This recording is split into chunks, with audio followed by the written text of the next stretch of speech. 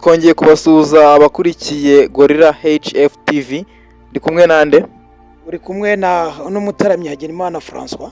Hagenimana François murabona yabazindukiye yabazindukiye agiye kubabwira ibintu byinshi cyane byerekeye ku bimenyetso by'urukundo, ku bimenyetso by'urukundo rw'ikinyoma, rw'ukuri, byose agiye kubibabwira hano kuri iyi channel ye Gorilla HF TV.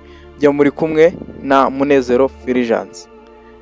Ongera usuze abafana bawe. Turabasuhuza mwese. François Hagenimana ndi inshuti y'urubyiruko, ndi inshuti y'abahungu, ndi inshuti y'abakobwa mu kubagira inama. Tugendeye cyane ku bihe turimo aha nisiri kugana, birasaba kugira ubwenge bwinshi. Aba bahungu bacu n'abakobwa bakiri bato rero birasaba kubagira inama kugira ngo bamenye ukuntu bitwara muri ibi bihe, muri iyi si turimo itoroshye muri iyi minsi. Okay, murabyumva cyane. Ubu agiye kubabwira ibintu, namwe mutanga ibitekerezo muri comment. Mbibutsa kugira ngo niba ugeze kuri uyu muyoboro w'iyi channel Gorilla HF TV, kora subscribe, ukore share na comment, ubundi dukomezanye guhuza ku biganiro byose tugiye kujya dukora hano kuri iyi channel. Nakubaza ikibazo Hagenimana François. Wambaza bwana munyamakuru kandi nemera. Uri mariye cyangwa uri single? Jewe ndi mariye, celibateri bwarangoye nabunyuzemo bungoye, ariko ngeze aho mbusohokamo kandi mbusohokamo neza. Ubu ndi mariye, ndi umugabo ufite umugore n'abana 3, nkaba narabyaye abahungu 2 n'umukobwa. Niye nama wagira abantu mbese batari bashaka ngo nyine babe mariye bashake aba partners? Niye nama wabagira? Nama ya mbere nagira abantu batari bashaka bagejeje igihe nuko bashaka, abatari bageze igihe nuko bihangana, kuko inkoni ihira igihe kizagera agatoki gashye. Kandi ucana imbabura, utangira ucana udukara tugenda tumunyo tuzamo gake wagira bakabona imbabura yose iratse, imbabura irashyushya ibintu bikikora. Wayoko nuko agatoki karato gusa ukabona karahiye urahiye. Uvuze ikintu ndibuka, hari abantu mu rubyiruko bakunda kuvuga nyine ngo gushaka no kwitera ibibazo ni ukujya muri stress. Abo bantu wababwira, wabagira ihe nama? Iyi nama ya mbere nabagira nuko twese twararemwe kandi tuva ku mugabo n'umugore, kuko umuntu wa mbere yaremwe n'Imana. Imaze kumurema Adamu aracumura, akimara gucumura rero imuremera Eva, imukora mu rubavu, irahasaturira habaga. Ikimara kuhabaga rero ivanamo muri za nyama, iremamo umugore yimwiteva. Irangije imwereka wa mugariti, dere uyu ni wa mugore wawe, nakara ko mu mara yawe. Ubwo rero umuntu wese uvutse, yaba umukobwa yaba umusore wese aba afite urubavu rwe bazabana. Ubwo rero inama nabagira nuko buri wese umuntu yarya ibiryo bihiye. Okay.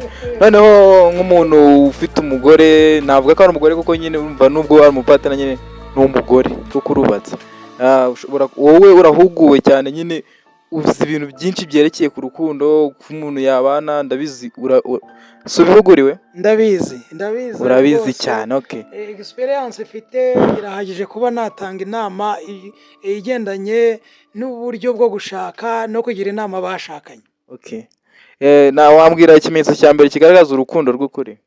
Urakoze cyane munyamakuru nemera kandi nkunda Munezero aka Fulgence. Yes. Ikimenyetso bimwe bigaragaza by'urukundo, icya mbere ni ukwita kundi nta nyungu witezeho. Kwita kundi nta nyungu witeze. Kwita kundi nta nyungu yindi umutezeho. Ko numva se urubyiruko ruvuga ngo gukunda umuntu ngo nukuba afite amafaranga, nukuba afite iki. Genda umva ibyo nundi urukundo rw'ubu ngubu n'urasigaye ari ikinyoma, atari ukuri. Ibyo bintu bivuga iki? Oya, ikintu cya mbere nuko ubanza gukunda umuntu, ukamukunda umutekerezaho, umukunda mu mutima, nta yindi nyungu mutezeho. Nta yindi nyungu. Wowe ukamwishyira mu mutima nta yindi nyungu. Urukundo ruracyari. Noneho ikindi kubaha no kubaha uwo wakunze, ndetse ukamubaha imbere n'inyuma. imbere mu mutima ukumva uramwubashye, n'inyuma ku mubiri ukumva uramwubashye, kandi ukabona arakunejeje, nta yindi nyungu ugira gute umutezeho. Birakaze. Bagakomeza gufashanya mu buryo bw'iterambere, mu buryo bw'imibereho, kuko iyo wamajije gukunda umuntu, uramva munyamakuru, ndabyumva. iyo wamajije gukunda umuntu muri captured, mwakundanye mwegeranye, nta kintu mugihishanya, icyo gihe no ku buryo bw'imibereho arakumenya, kuko ushaka kugenda urugero nko mu mujyi wa Nyamata, cyangwa se mukatemberana hano kwa Sina Gerard, mwagera hano, ubwo ikibiranga umuntu yuko afite mu mufuka nuko abyerekana inshuti ye, yarangiza akagenda hariya ku cyokezo akamubwira ati sha, ati Muco shyiraho burusheti 20 aho ngaho, yakamubwira ati sha Muco genda unzanire, zana ka wine aho ngaho, cyangwa se zana ka genda uzane ka ji kuri ari umurokore. Icyo gihe cyangwa se genda watse ibirayi 5 cyangwa se umureti nka kwa kundi kwa Maboneza. Maboneza wa muhungu hariya ucangacanga akatekera amanuza 5 akateka imineke 5 cyarimwe, yarangiza uwo nguwo iyo umuntu afite ku mufuka habyimbye ntago abisha inshuti ye, ahubwo inshuti ye nayita ibimenya ako kanya. Ubwo rero iyo abantu bakundana ntibahishanya no mu buryo bw'imibereho. Niyo afite inzu, ikintu cya mbere, iyo ari umusore akaba afite inzu, ahita abwira inkumi akamubwira ati ngwino dutembere, akaramutembereje amujyanye ku gasozi hejuru iri akanyirangarama, amweretse inzu ye, ati ngiyi inzu, akamubwira n'uburyo, bagatangira no kumubwira turi inshuti yanjye, dore aho tuzaturana aha ngaha, ndabeshye hano turi kumwe n'umukobwa, nawe yagira iki, nawe yabihamya. Nigere imbere ya kamera atubwire ewana, atubwire witwa. Murakoze, amazina yanjye ni Twizere Rachel. Witwa Rachel, ndakeka njyewe amazina yanjye yazi ni Munezero Fulgence. Witwa Twizere Rachel. Mu buzima bwawe ubundi ufite imyaka ingahe? Njyewe ubundi amazina yanjye ni Twizere Rachel, mfite imyaka 21. Ndumva ukuze. Kuva wavuka wakundanye n'abahungu bangahe? 2. Abahungu 2. Muri bo mbese ni 2, ni wakangaye wakundaga cyane ku buryo mwatandukanye ukumva ni ibya danje, mbese wenda no kwiyahura? Ni wakangaye?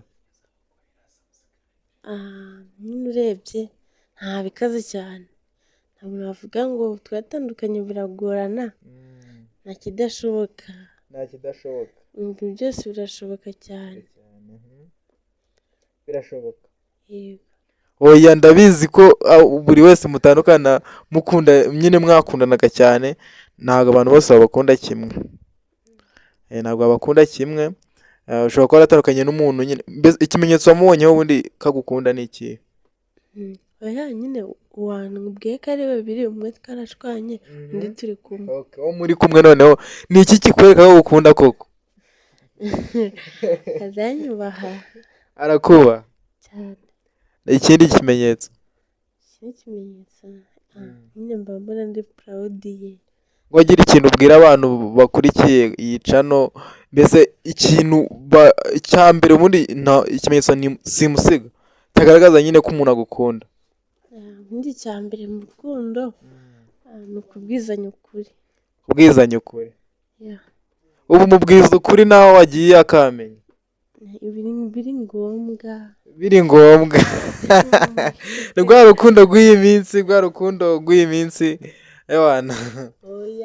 Muramwumvisha umukobwa ibitekerezo watanze. François aragarutse noneho tugiye kuvuga ku bigaragaza urukundo rw'ikinyoma. Namwe murabizi urukundo rw'iyi minsi rwabaye ikinyoma, aragira ngo ababwire ukuntu mwakitwara muri urukundo rw'iyi minsi. Ndabizi rwabaye inyoma, nanjye nubwo ndi umusore ndabizi neza. Ikimenyetso cya mbere kiri cyubwira urubyiruko rukurikiye iki kiganiro. Yes, bakunzi ba Gorilla HF TV, ikimenyetso kigaragaza urukundo rw'ikinyoma, icya mbere nuko iyo ukundana n'umuntu warangiza ukita ku nyungu zawe gusa, wowe ntumwiteho, n'umuha akanya kugira ngo mwumve umuganire, aho ngaho nta rukundo ruba rurimo. Urwo rukundo aba ari iki? Aba ari ikinyoma. Cyangwa se ugakundana n'umuntu, muri iyi minsi abasore mujye mwitonda, hari igihe ukundana n'umuntu agushakamo amafaranga gusa. Muri kubona ingo ziri gusenyuka muri iyi minsi, umuntu akakubona ufite akazi keza, uri umuryohe, umeze neza, ariko yarangiza atagukunze, urukundo rutamurimo, ahubwo we akagira gute, akakubona yuko ufite amafaranga, akavuga ati njyewe nimara kubana nawe n'uriya muntu, njyewe kiriya kiza afite tuzahita tukigabana, tujye mu rukiko tugabane, duhita gukora divorce by'iyi minsi. Cyangwa yakubona yifite akazi keza nk'uku kwa Sina bosi yitangira amafaranga, umuntu akaba ari ameze neza, abadereka abakozi be bafite agafaranga, yakubona ati ngenda fata umukozi wa kwa Sina nimbona y'umuhungu afite amafaranga, ariko nimara kuyarya nyamumazeho, tumaje gusohoka tugeze ku Gisenyi, dore ko Rubavu ari hafi, tukasohoka ku Gisenyi tukajya muri hoteli nziza, uwo ngo nge ntago nkikunda. Ubwo nyine icyo nashakaga ni icyo kizajya kinyera amafaranga nibereho neza, mbese ukamureba mu isura y'amafaranga n'inyungu z'ubushobozi gusa, cyangwa se kubeshyanya. Ibundi inshuti yawe ari inshuti yawe ku mutima, kuko mukundana, agomba kuba azi amakuru yawe ya buri kanya, azi aho uherereye, wajya kugenda ukamubwira iti jeri ngiye aha n'aha, unsengere, abantu basenga, unsengere ngaruka amahoro. Ariko noneho ikigaragaza urukundo rw'ikinyoma ni uko uhamagara umuntu wamubaza ati uri he inshuti yanjye, akakubeshya. Niba ari mu mazi y'Urubavu yagiye yasohosekanye n'indi nkumi cyangwa n'undi musore, akakubwira ngo ndaryamye ndi mu rugo, kandi aryamye muri hoteli, aryamye muri rogi, aryamye mbese ibyo ni bimwe mu bimenyetso biranga urukundo rw'ikinyoma. Ikindi, kudaguha umwanya. Umuntu ari inshuti yawe nyanshuti, agerageza kuguha umwanya mukaganira, akakuba bugufi, nawe ukaba